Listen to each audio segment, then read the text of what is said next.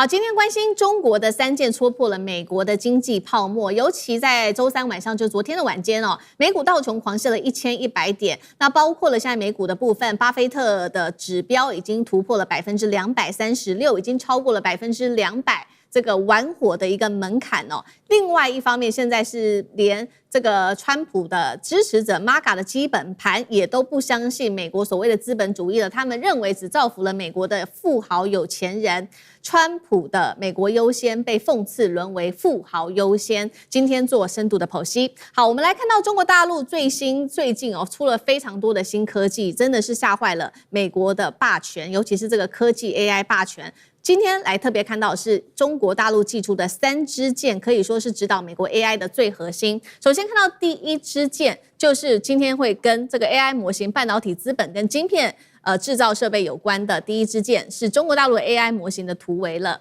Kimi 也就是月暗面推出的 Kimi K3，挑戰了美國的 OpenAI 跟 Google 等等的巨頭霸權。第二支箭就是我們剛剛講到的半導體的資本了，中國晶片資本崛起，尤其是在最近我們看到的新聞，長興存儲在上市之後，它股價就一直狂飆。於是呢，現在整體的投資市場也在重新評估中資企業，尤其是半導體科技類股它的這個價值，引發了美股非常的緊張。那麼第3支箭則是突破在中國的設備自主化，尤其最近中國大陸開始量產它的 DUV 的曝光機設備，預計呢今年是量產會達到5台，而後年他們的目標可以達到20台。另外我們知道做光刻機最重要的就是這些零組件，中國大陸也目標去實現說，未來這個光刻機也可以實現這些零組件的全面的自主化。好，這3支箭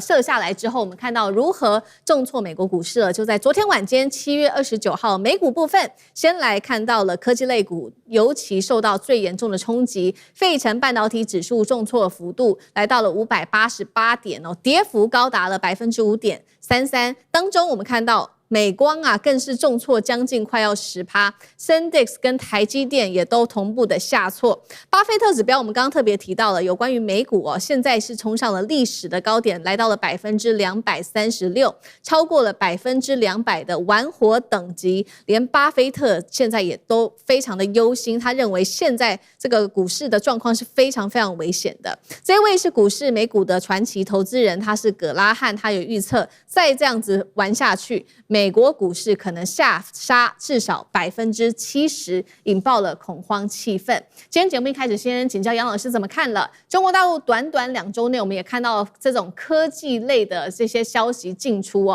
從模型到晶片到設備全面突圍，這是美股短期的修正，還是華爾街現在也開始意識到了說，不管是美國的 AI 霸權，或者是美元的神話，沒有想象中這麼的穩固呢？楊老師怎麼解讀？我覺得剛開始的時候是短期的修正，獲利了結，然後呢移轉到其他的板塊以及領域去，在資金層面。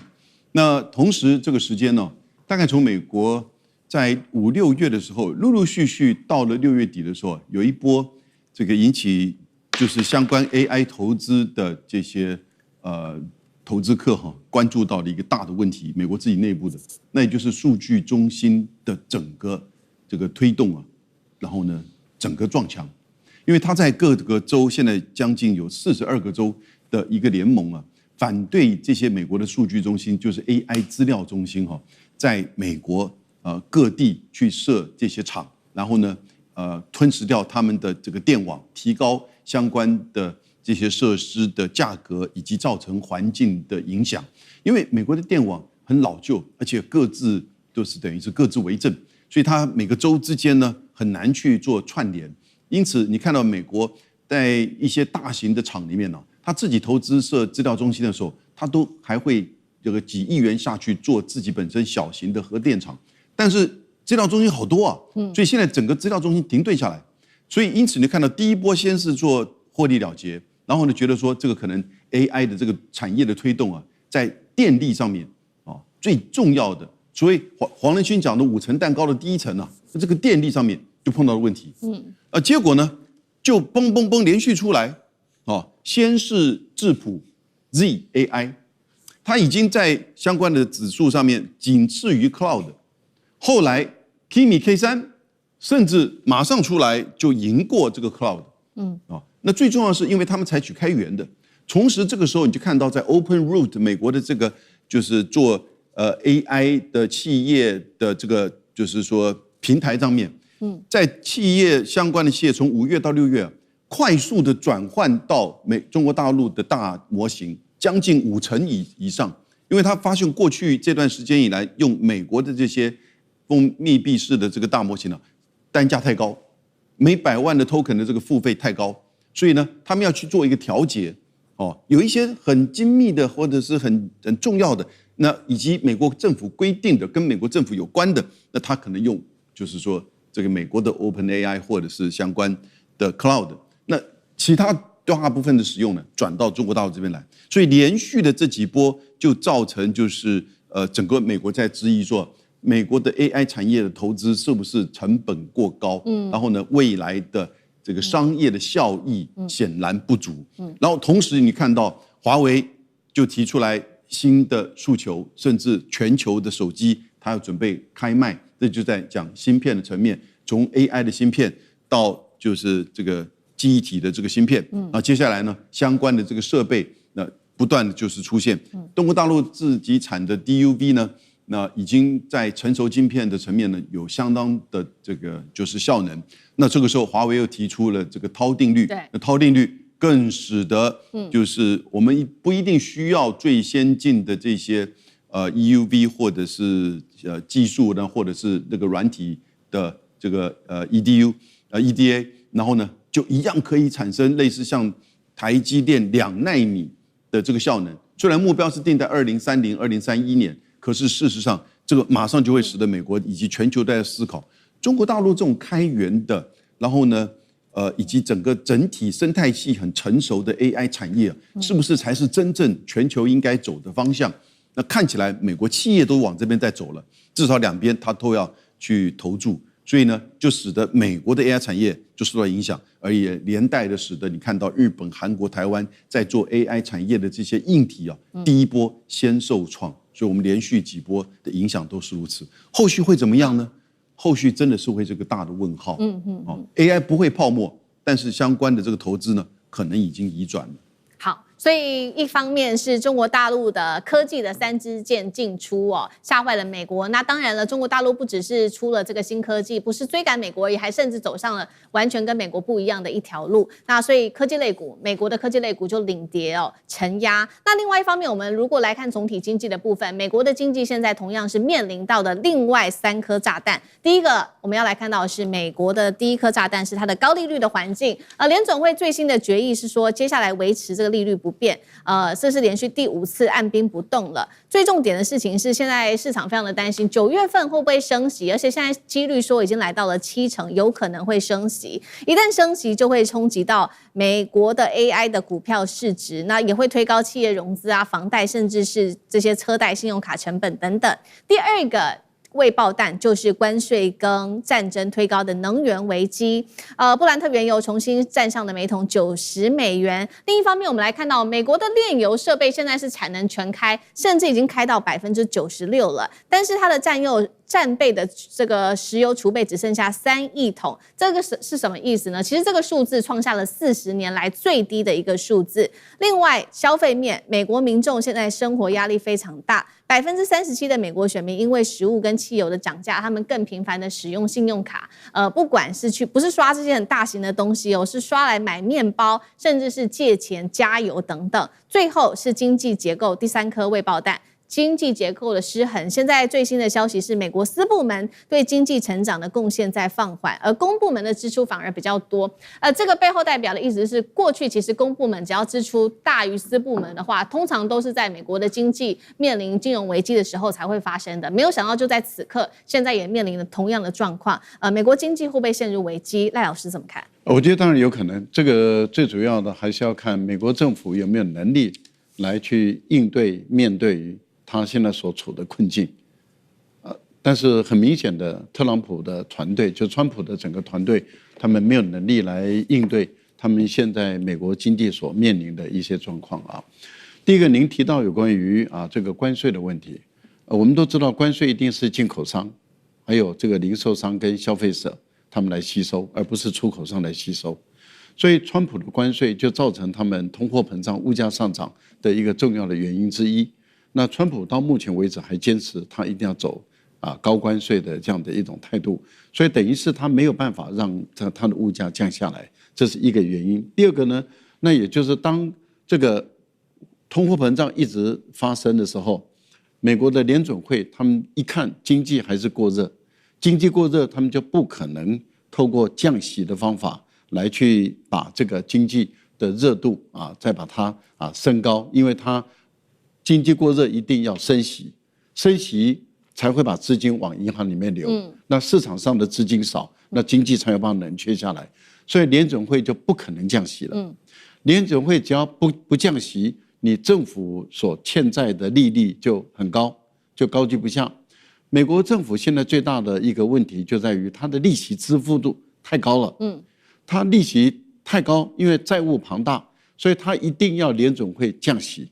聯準會又不可能降息。那它的政府的債務負擔就越來越重，它的公債的信用度就越來越低，所以您看到的它的殖利率就一直在攀升。对，就是因為大家對於美國政府的公債破產的可能性很高，然後美國政府破產的可能性很高，所以大家不太敢去買這個政府的公債。政府公債要賣出去，你就必須把殖利率拉高。那這樣的情形等於是雪上加霜嘛，變本加厲嘛。那最後一個，那當然就是目前中東的問題是，又是川普去挑起這個中東的戰火，挑起這個中東的戰火，造成現在是不但是赫爾木茲海峽被封，連曼德海峽都有可能被封。那現在沙特的油也運不出這個紅海，走曼德海峽的話，這個它繞這個蘇伊士運河多1個月的時間，所以成本又升高了，油價又上升。您看到了，剛剛您跟大家介紹的就是油價又飆到90，有人估計100很快就有突破了。那你油價一高的話，全球的通貨膨脹